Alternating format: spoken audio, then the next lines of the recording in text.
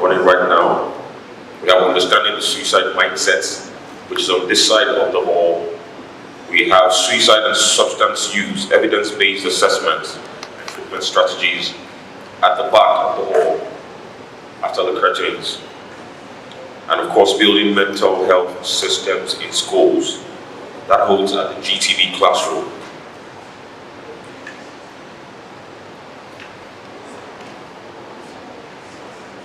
In Yaba Psychiatric Hospital, we are not in 2 ways, time and season. So don't mind them. But how many people have visited Yaba before? They've also visited Yaba. How is the place? You've never visited? Please, I invite you. Pay us a visit. It's not, you just come around, see people there, and then Yaba left. You don't know Yaba left. Do you know, incidentally, Yaba left is more saner than Yaba right. Because on Yaba right, you have a lot of people who come and buy, relocate, benefit, and on Yaba left, when you come in through our gate, you walk in with a smile. The environment is so serene, and then you get to see real people. I mean real people. Okay. Alright, so this afternoon we want to talk about understanding the suicidal mindset. And we talk about why do people want to commit suicide. We want to understand why would somebody want to say, I don't want to live again? Why would somebody say, I am tired of living? Can you get me at practice? Okay, why would somebody say, I am tired of living? I don't want to function anymore. It's a whole lot of question. And you know what? Most saddening thing about it is it's now coming more to the youth. Yes, if an old man says, I don't want to live again, you will understand that maybe at least you have spent 60, 70 years. I mean, why would a young boy of 18 decides to hang himself with a fact? Just last week, at my wardrobe, a young lawyer decided to take snipe. She actually took it. The mother thought she was sleeping, and so she didn't wake up. Only for somebody to say, I know this is not a usual sleep. By the time they got to her, she had started foaming by the mouth. They go for quick response. You know, the African medication also works. They use palm oil, and then they were able to take her to the hospital, and she was able to revive and sustain her again. And she did. And on you have like that. You know, again, is the fact that the rate at which people are now presenting in the psychiatric hospital is also quite alarming. What I find so alarming about it is a lot of these young boys and girls that are coming are not even coming with their parents. They walk into the psychiatric hospital and tell you, I need to see a psychologist because I am feeling suicidal. And a lot of reasons, you need to now wonder, what changed? What changed from when you were older and you had so much expectation to what it is now? A lot of things can be, if you follow the keynote of breath, you will understand why a whole lot of these things is coming on. Yes, we see it and then we tell them, oh no, the pressures are normal, the pressures are okay, it's just normal. What are you doing that you feel? But then you can imagine at 1.5 years old, this boy is already carrying a backpack. And the backpack is not a small backpack because we also want to impress everybody too. And so the young man carries the backpack and is worrying, walking all over the place. We are already bothering him. And then again, one of the things we now tell them is, you must be the first. So why would this be the first and you are not the first? And so we start inculcating into them at that early age our own expectation, not their own expectation. And so we want them to fulfill our own obligation.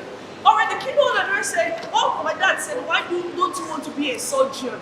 Why don't you like your uncle? Because that is the family tradition. That is a trend. That is what everybody expects. There is that level of expectations that we have so much around us too, that is pushing these young ones. Again, those young ones are so now engrossed. It's not the era of the social media. In your days, there is no social media. If you want to write a letter, my dear uncle, how are you today? The main reason why I'm writing this letter is, and then before 9 months to now take it there.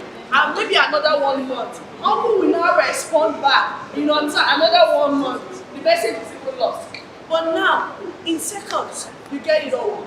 And so you see a lot of pictures, you see a lot of things on Instagram now with these boys, or young boys, not ceremony. They want that life. Okay, so a young boy came and said, I want to be as rich like my father. I said, no, be that to you. Or I want to even be as rich as Dangote. But what did Dangote do? Where did Dangote start from? We are not looking at where he started from. We are looking at where he is now. And that is another pressure of those young ones. And so this area of wanting to believe. See, the truth again about all of this is the fact that the adolescent age, that age is quite peculiar in itself. It's that identity crisis stage. You are not a young boy again. You are not an adult. So you don't see yourself as that young boy. But then the adults are not allowing you to come into their conversation. And so you're like, who am I? If she talks so much about identity, who am I? If they don't have a sense of identity, they are often lost. And because they don't have a sense of identity, getting them out becomes a problem, and a very huge one at that. And so they must be able to understand or have the orientation of who am I? What an inheritance that I have? What is the value that I carry? Unfortunately, the value system in Nigeria seems to be lost. We don't even know where it is now. If not, we'll start trying to find it. But it's lost. We really don't want value system again. One of the greatest values that was passed down in those days was a sense of responsibility. But now, everybody doesn't want their child to suffer. I don't want mine to suffer. But when we don't want them to suffer, we should also ingrain into them a sense of responsibility. Because in ensuring that they have a sense of responsibility, we are also building resilience into them. They're able to go all out, do things by themselves, decide, yes, when they stumble, they get up. They're able to fall, learn from their mistake, and they're able to move on again. And that is how you are able to build resilience into them. But we are not allowing them, we carry them. Yes, we carry. I don't want them to fall, At the end of the day, they don't fall, but they don't become useful. And at the end of the day, the emotional stability and strength that they need to be able to weather life. The person may not ask for help, but doesn't mean that he doesn't need help. May not ask for it, but doesn't mean that by talking or just intervening, you can literally help someone. That's what I'm talking about suicide prevention today. People who take their life don't want to die, they just want to stop. And recently, and I said, what I hear you say is all you are doing is a cry for help. In fact, she told me, I said, okay, what led to the last time you tried to attempt to take your life? She told me the story, I won't go into the details. Then she said she went into her room and she took the drugs because she just wanted to end the pain. But when the drugs kicked in, she was like, my God, what did I do? You know, I need to get to the hospital. So it wasn't like, it's just to end the pain. It's just to end the pain. Nothing more. Someone described it this way, he said, suicide is the visible. The truth is this, that when suicide happens, people start asking the question of why. Why would this young man commit suicide? Yes, we can understand with the economic situation. A young man, an elderly man went and borrowed money from America, and then he was meant to pay back in dollars. At the time big bros came into the government, dollar went higher than what he anticipated. And so the next thing he wanted to do was jump into the lagoon. And then they caught him. But then, thank God for him, or for the people that caught him, because they brought him to the psychiatric hospital. If the police had gotten him, they would have taken him to the prison. And that's part of the major problem that we even have in this generation. We don't even know what to do about them. But then people who commit suicide, including the scared man, who was one of the forefathers of they talked about suicide. There is a pain they want to escape from. There is a pain.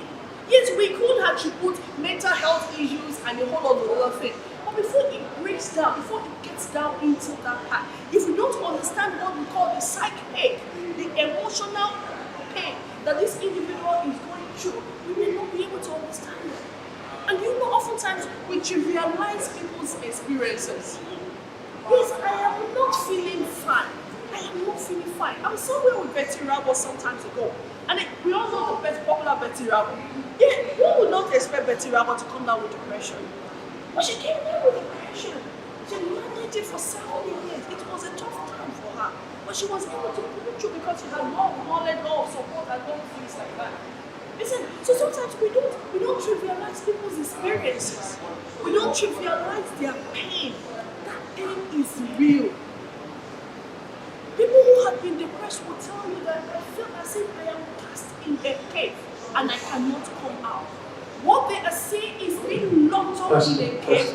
What they are saying is they're not being able to move out. It's just like, I think this is an example. I want to pass through to the other side here. And then I keep walking. And it stops. And each time I make effort to do it keeps bouncing me back. It keeps bouncing me back. What do you think will happen to me eventually?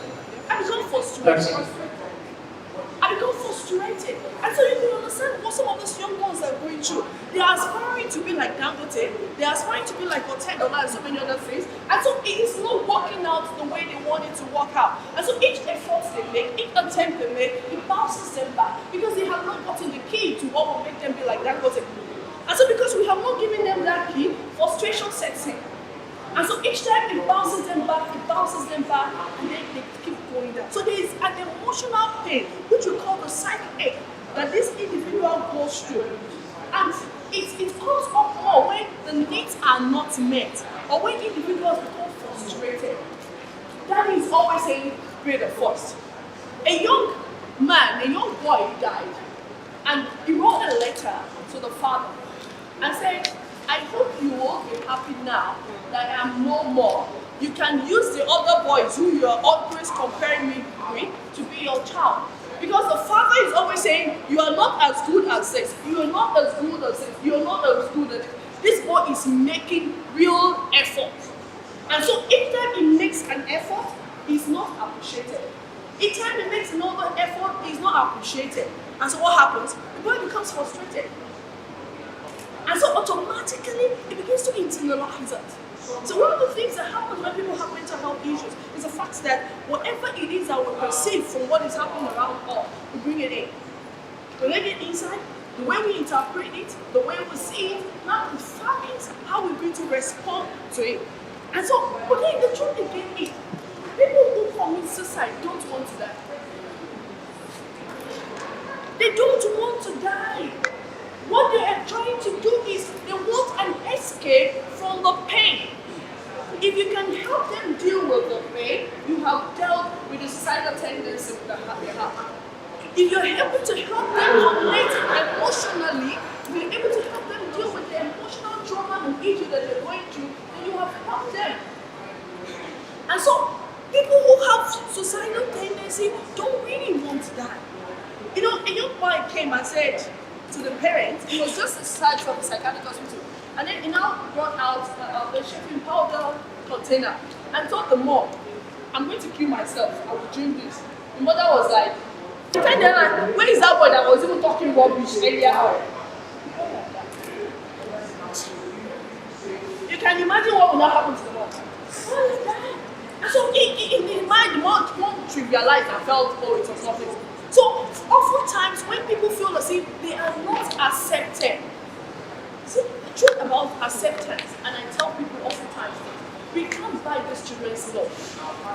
A lot of time, you will hear parents who will now come into therapy session with their children, tell them, oh, I provide everything that they need. I actually send him to the best school. No, that's not what the child needs. The child wants acceptance. The child wants to have a bond with you. The child wants to have a sense of belonging. A young girl walked in. She walked in herself, a really nice student.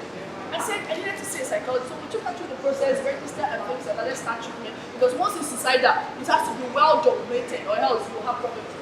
And this girl said, my parents don't love me. Do you know the worst thing about this girl was she actually took a sleeping pill.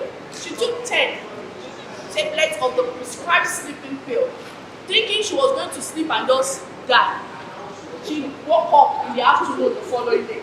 But the worst thing was not that she woke up. The worst was nobody noticed that she did that. And so it now reinforced in her again that I am not wanted. Because how will a child sleep in the house and then 2 p.m. in the afternoon, nobody bothered to check up on her to find out what was going on? So oftentimes it's because there's this lack of acceptance, oftentimes to excessive helplessness. When people get into a place where they can't just get help, they can't get out of it. Oftentimes they see as if there is no way out of the situation. And then a whole lot of times too, it's because of this damaged self-perception. People see themselves as, I am nothing. I don't have anything. People see themselves as, I can't even walk. And if you ask a lot of these people to, okay, this morning I was having a chat with a young man who was sitting and said, I don't like myself. And I was like, well, and I looked at the DP to look at his picture there. Is this handsome military? Very handsome young man. But he said, no, I don't like myself. His own definition of himself is this ugly looking young man.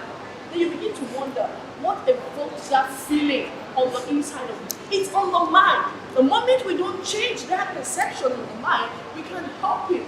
And so I had to tell you, it's not something that we can chat about. You will have to come so that we can talk about it and things like that. And so a whole lot of those things are things that Edward has talked about that causes that brings on suicide. Then the other one that Dr. Jonah talked about motive why people also commit suicide. The first one is people see themselves as a body. A young lady, I don't know, it went viral for a while on the social media. A young girl wrote a letter and said, now that I am off, I hope I will not be a burden to anybody anymore. The perception of that individual is, I am a body. And sometimes it comes by negative comment, critical comment. Why are you doing this? Are you the only one? Okay, once I go, at least I will not be the only one again. Critical comment. And so you find out that sometimes negative words comes and then it makes people to see themselves as being a burden. And then, I am a body, I am a failure, I am alone, nobody wants me. You know, sometimes parents do things. When a child fails, they will say, go to the thinking room or go to the room. They will just isolate you from every other person and say, you go alone, just be there. Every other child is playing. I remember growing up. When I was growing up, I was Olodo Rabata. You know Olodo Rabata? There is Olodo that you will draw a big hole, you will not put a I was that kind. Every afternoon, when everybody is going for break, I am always in the class, I am doing work again.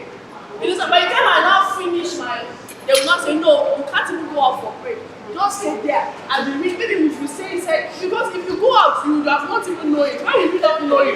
So I will just be there. They will come and say, what is this? I never knew I actually had a mild level of dyslexia while I was growing up. So by the time they will not ask me out, I will see H, I will see O, but I won't see the U, I may not see the S. I can see the E. So I will not say, E. You can imagine the kind of beating that I went through while I was doing it. They will say, this is house. I will tell them, house, okay. When I spell it, A-O, I will see E. I will not see US again. And so sometimes the comments and the words that comes, I'm always locked up at that corner. And so I was always just there, just be on your own. And so when you have things like that, it makes people to feel as if they're a body, they are not wanted, and then they would. And then oftentimes when the capacity to now kill, some people are so fearless. You have some children that are so daring. When you have children in that capacity who now have the sense of not belonging, you now find out that they have the higher tendency to just like, let me just do it. And then they just cut themselves and die. Unfortunately, sniper seems to have made it so easy for us in this dispensation.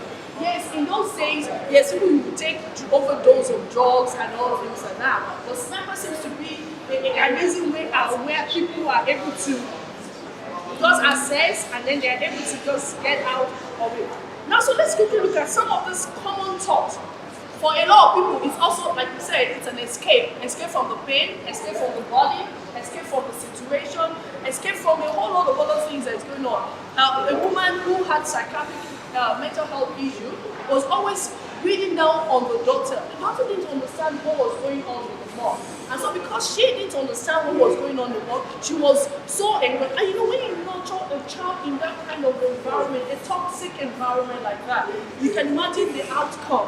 And so for that child, so she began to internalize some of those things. And then eventually, she decided to, let me just go out. I have become a body. So it's oftentimes an escape. So oftentimes people see themselves as falling short of standard. I have not been. And you know we have a standard now. Our society has become a society where in those days, if you bring money to your community and people does not know the source, they will not associate with you. But now, if a maker or chukuji or anybody is coming home during Christmas and you are not bringing a Lamborghini like every other person, then you are not even part of it. You cannot even come home. And so people see themselves as falling short of a standard. We have created a fake standard and hope that we have now been pushing everybody into. And so if you're not meeting up, and so that is why you see somebody who does not have a job or who have a 26,000 naira job, wanting to use all the things that people who are using, collecting 1 million. Excuse me, it is a problem. And so if you're not able to meet up with that standard, people go into depression. And when depression comes, it degenerates because you are still not able to get out of that. You're depressed because you don't have the money, and then the money has still not come, and so the tendency of let me just get out is there. And then oftentimes people internalize blame. I am the reason why this is not happening. I am the reason why this has happened. I am the reason why all of this is happening around me and things like that. And all of that makes people to then there's another thing that we call cognitive constriction. Cognitive constriction makes people to begin to see that there is no escape. Even when you're telling them, I've had people, there's a young woman who came into the hospital and we started seeing her. She's been married for 13 years and they don't have an issue. Unfortunately, they don't have a job because what the husband had was like a 30,000 naira monthly salary job. And so you won't call that a job because he's not even able to meet up with the family responsibility. And for this woman, she does not see. It got to a point she became so overburdened from the pressure. Unfortunately, because they were not financially buoyant, they could not manage the depression. And you know in Nigeria, even when the federal government is subsidizing, it's still quite expensive. You understand? Yeah, I was telling somebody somewhere at the forum, and I said, oh, the federal government subsidized Yaba. And she said, how much? I said 4,000. She said, that's subsidy. I said, at least they will make us pay 1,000 naira. For some people, that 4,000 naira to even get a file is too much. And so because she could not come to the hospital, she came registered, but then to continually use her medications and things that will bring down the low mood and every other thing, she could not do that. And so eventually, I just heard one day that she just missed, only God knows what she missed. She went to her pastor's house, said she wanted to come and pray, and then she slept there, and that was what she did. You see that? So for people, it's an escape of negative consequences by either an intentional or avoidance of refusing to think of, they don't see a way out. They are not seeing any way out of it. And so they feel there is no one. So for the young ones, they have, it's like what we refer to as a tunnel situation. You know, the tail of the tunnel is so narrowed, and so for them, they can't see, it's so constricted that the cognitive functioning is looking at just one angle and then they cannot move on like they should move up. And so some of the common thoughts and feelings that you have is extreme self-hatred. For some people, especially when they are depressed and they are at that level, they don't like themselves. They hate themselves. They don't see anything good to themselves. You tell them, oh, you're beautiful. A young lady walked into my office and then she was dressed like an old woman. So at the end of during the session, I had to tell her to remove her scarf and every other thing. Look into the mirror. She thing was that she's seen like a very aged woman. And that is what she's saying, because that is what she believes herself to be. So for some people, there's a strict hatred and they tell themselves, I don't live to be. A young boy, unfortunately, he had a case of psychosis with it. And so each time he sees different colors. Each color has something that's the code. So when he sees red, it means run. So he starts, if he sees red in this auditorium now, he can begin to start running without anybody. Because the thought comes and it's like somebody wants to harm you. If he sees purple, he feels, oh, then I'm like. And so before he was brought to the hospital, he had made like 3 attempts of committing suicide. The first time he hung himself on the fan, unfortunately the rope cut. He fell down. The second time, the man saw him and rescued him when he wanted to put himself into the septic tank. And then the last time, he was also wanted to hang himself, and then the father came in. I was like, what are you doing? And they had to pay fair. Hey, so this means fair, that's what they wrote. So when I got home, my mom said, Kemi, I said, ma, what did they write there? I said, they wrote fair. Like, you said it will be fair. But the truth is, I didn't actually know what was written there. And so, you know, I felt I was pushing, I was trying, but then they didn't understand what was actually going on with me. And so, if all of these things are not watched, then sometimes people become isolated. I just want to be by myself. Because nobody understands me, because nobody really just care about me. My case was a bit pathetic. Please, can the breakout session start rounding up? Please. Okay. My case was a bit pathetic. Please start rounding up the breakout sessions. Everything, I started picking up. By the time they will call, if we are 30 in class, let them just call 27. I know they are about getting to me. They will give me my report card by then. So they will call 28, maybe, or 29, 30. I know I was one of them. I was definitely one of them. And so I was like, but then at the point in time too, you know, everybody's doing well. They buy burger and everything. By the time they come and collect report card, my own will be at the back. And then I will not bring it up. But these are some of the things that brings people into depression now. But you know, we've been able to establish that the expectation and managing those expectations are very, very important.